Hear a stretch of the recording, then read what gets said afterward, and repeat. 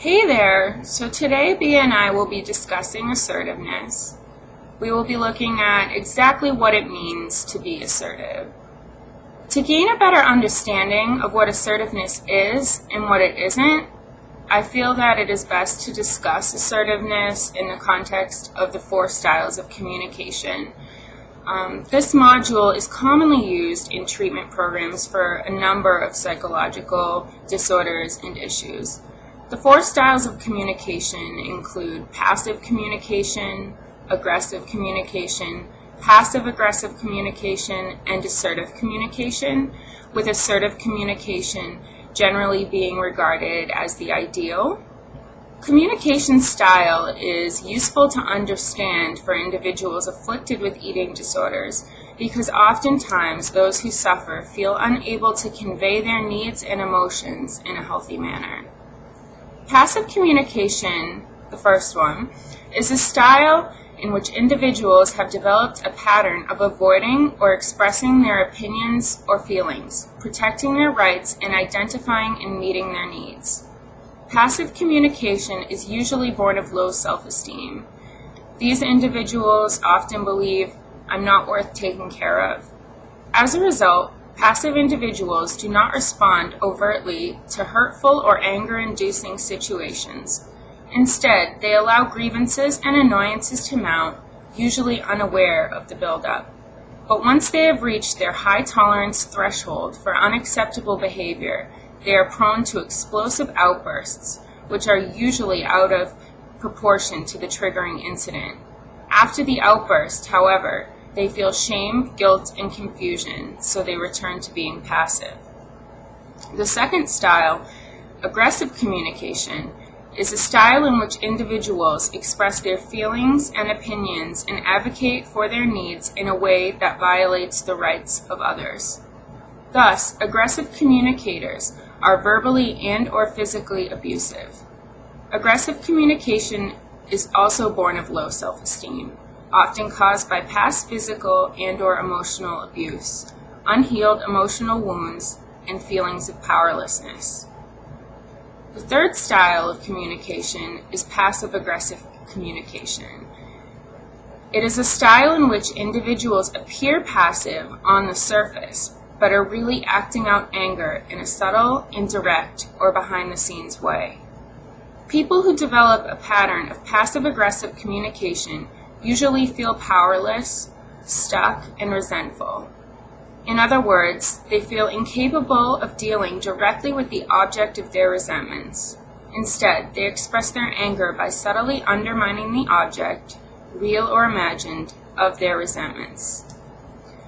The final communication style, which we're focusing on, is assertive communication.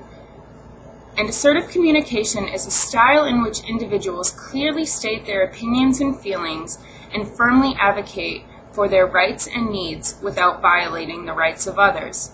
Assertive communication is born of high self-esteem. These individuals value themselves, their time, and their emotional, spiritual, and physical needs, and are strong advocates for themselves while being very respectful of the rights of others. Assertive communicators will state needs and wants clearly, appropriately, and respectfully. Likewise, they will express feelings clearly, appropriately, and respectfully.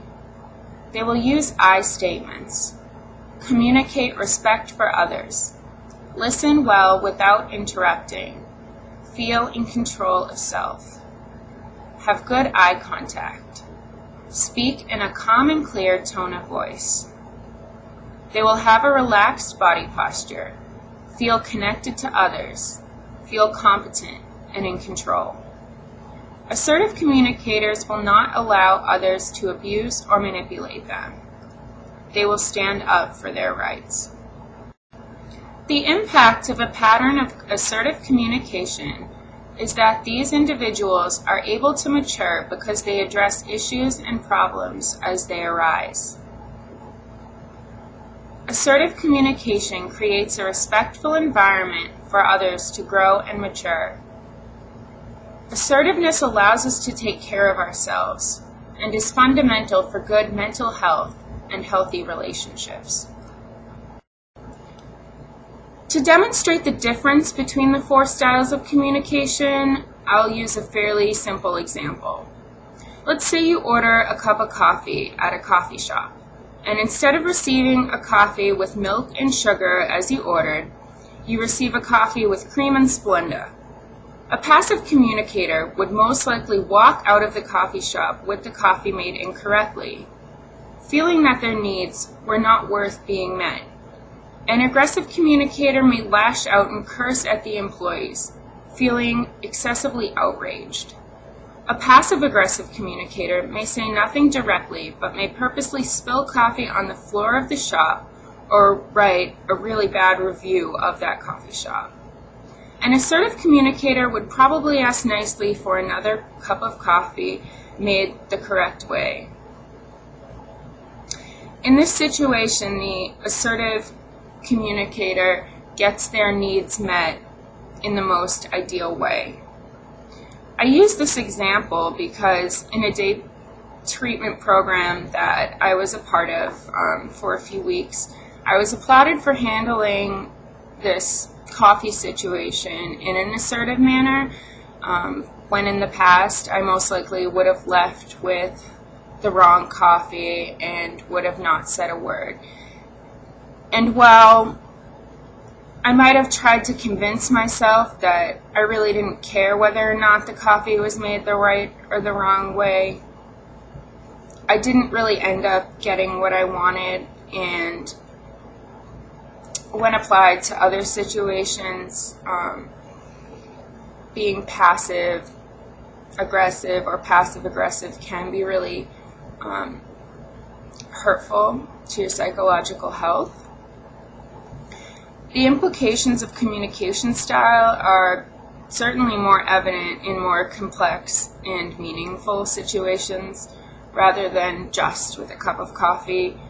But all in all, assertive communicators tend to get their needs met while upholding positive interpersonal relationships. And I think I will stop here because Wednesday and Thursday's videos will look further into assertiveness and how exactly to go about being assertive. So, sorry that this video is a bit shorter than usual, but I think that there's a lot of information in there to digest. So, I will see you all next week.